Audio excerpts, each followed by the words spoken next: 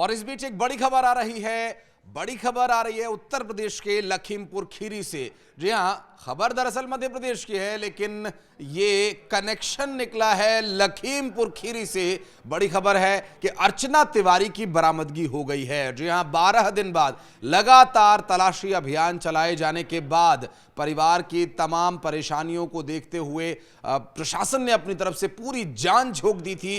क्या भोपाल, क्या ग्वालियर, क्या नर्मदापुरम, कटनी, दिल्ली, मुंबई, सभी जगह पुलिस लगातार दबिश दे रही थी, सर्च अभियान चलाए जा रहे थे। रेलवे ट्रैक्स पर अर्चना तिवारी को तलाशा जा रहा था, जंगलों में उन्हें खोजा जा रहा था, कहीं कोई अनहोनी तो नहीं हो गई। परिवार के लोगों को ये चिंता थी, उन्हें ये डर था कि सब कुछ ठीक तो है ना, कोई हादसा तो नहीं होगा। इस तरह की आशंकाओं के बीच प्रशासन लगातार हर तरफ नजर बनाए हुए था, कड़ी से कड़ी जोड़ते हुए अब यहां तक पहुंचा है प्रशासन। और भोपाल अब उन्हें लाया जाएगा। दरअसल भोपाल जीआरपी की टीम जो लखीमपुर खीरी से अर्चना तिवारी की बरामदगी कर लाई है, और भोपाल पहुंचने के बाद इस पर और स्थिति स्पष्ट होगी, क्योंकि भोपाल लाए जाने के बाद अर्चना तिवारी से कुछ सवाल होंगे। सवाल, जी हां, जो आपके मन में भी चल रहा है कि आखिर अर्चना यहां पहुंची तो कैसे और पता कैसे चला।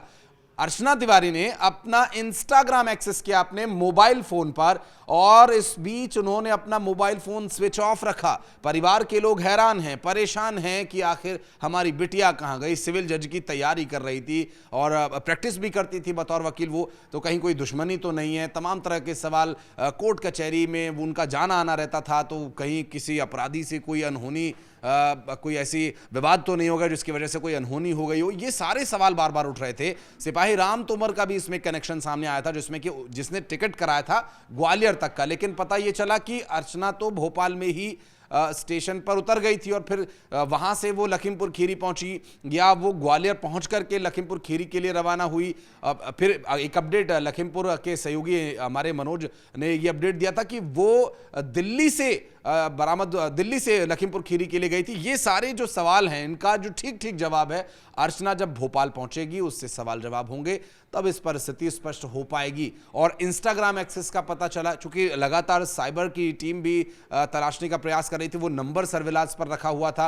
अर्चना के मोबाइल फोन को सर्विलांस पर रखे जाने का फायदा ये हुआ कि जैसे ही अर्चना ने अपना social media account Instagram access किया, ये मैसेज पॉपअप हुआ इधर कंट्रोल रूम में, और साइबर टीम को ये पता चला, और फिर साइबर टीम ने जीआरपी से संपर्क किया। जीआरपी ने तुरंत उत्तर प्रदेश पुलिस के सहयोग से अर्चना को ढूंढ निकाला, और जिन परिस्थितियों में, जिन हालात में अर्चना तिवारी मिली हैं, उसके बारे में सूत्रों के हवाले से जानकारी ये मिल रही है कि अर्चना बिल्कुल सकुशल हैं, बिल्कुल ठीक हैं, उनके साथ कोई समस्या नहीं है, कोई जोर जबरदस्ती, कोई दबाव वाली स्थिति नहीं। हालांकि सूत्रों के हवाले से और जो अन्य वहां पर लोग मौजूद थे, वहां पर हमारे सहयोगी ने जब बातचीत की तो पता ये चला कि कुछ लोगों ने कोई शख्स उनके साथ देखा है, कोई व्यक्ति देखा है, कोई आदमी देखा है, कोई लड़का देखा है। वो कौन है, कितनी उम्र उसकी है, क्या उसका नाम है, क्या उसका पता है, कौन सा ठिकाना है, ये सभी साक्ष्य अभी फिलहाल जांच के दायरे में आने का इंतजार रहेगा। क्योंकि जीआरपी जब भोपाल लेकर के पहुंचेगी अर्चना को, तो कई सवाल होंगे,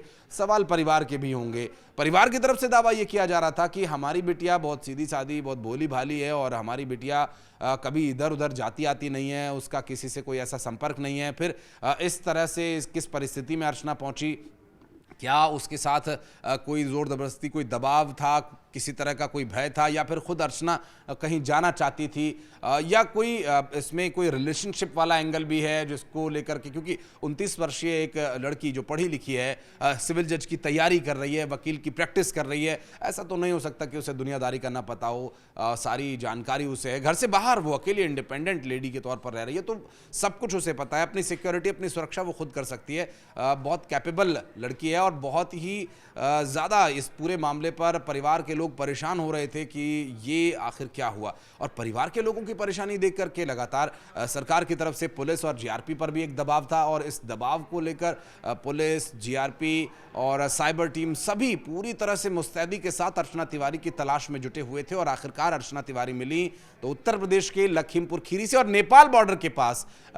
ये नेपाल के बॉर्डर पर इनकी बरामदगी होना ये एक आशंका जताता है कि क्या वो नेपाल जाने की तैयारी कर रही थी, क्या उन्हें यहाँ नहीं रहना था, किसी से वो बचकर भाग रही थी, या क्या वजह हो सकती है कि वो इस तरह से चुपचाप बिना बताए ट्रेन से उतरकर नेपाल बॉर्डर तक पहुंच गई और फिर इतने लोग परेशान रहे, परिवार के लोग परेशान रहे और इस परेशानी को भी उन्होंने क्या नज़रअंदाज कर दिया।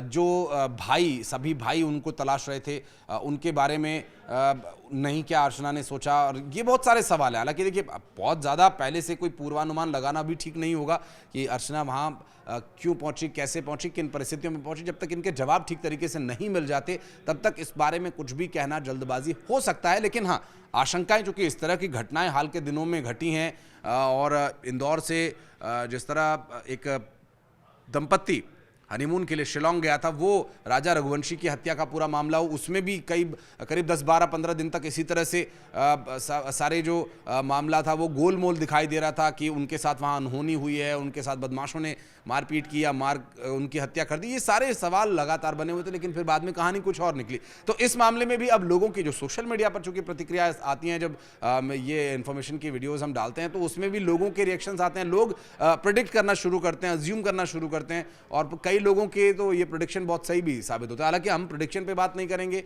हम साक्ष्यों पे बात करेंगे, हम फैक्ट्स पे बात करेंगे। और फैक्ट ये है कि अर्चना तिवारी ठीक हैं, सकुशल हैं और भोपाल से निकलकर वो लखीमपुर खीरी नेपाल बॉर्डर तक जा पहुंची हैं।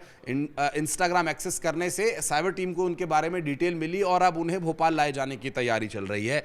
अब वो लड़का कौन है जिन्हें लोगों ने वहां उनके साथ देखा और अर्चना तिवारी किन परिस्थितियों में यहां पहुंची, जब वो ठीक है, सब कुछ ठीक है, तो परिवार वालों को उन्होंने क्यों नहीं बताया? क्या आपने ताऊ जी से उन्हें प्यार नहीं? क्या आपने भाइयों से उनका कोई मतलब नहीं? क्योंकि पिता उनके नहीं हैं और परिवार के बाकी लोग उनकी जो चिंता कर रहे हैं और परिवार के बाकी लोग जो लगातार परेशान और बीमार हो गए। आप ये देखिए, उनके जो बड़े पिताजी, उनके परिवार में कहा जाता है ताऊ जी को, तो वो ताऊ जी बीमार हो गए। साथ ही साथ उनके जो 3 भाई हैं वो भी बीमार हुए, उनकी भी तबीयत काफ़ी नाजुक थी। कोई भी व्यक्ति जो अपने घर की बिटिया या बहन या कोई ऐसे अगर लापता हो जाए तो किसी के भी हाथ पांव फूल जाएंगे, किसी का भी हौसला पस्त हो जाएगा।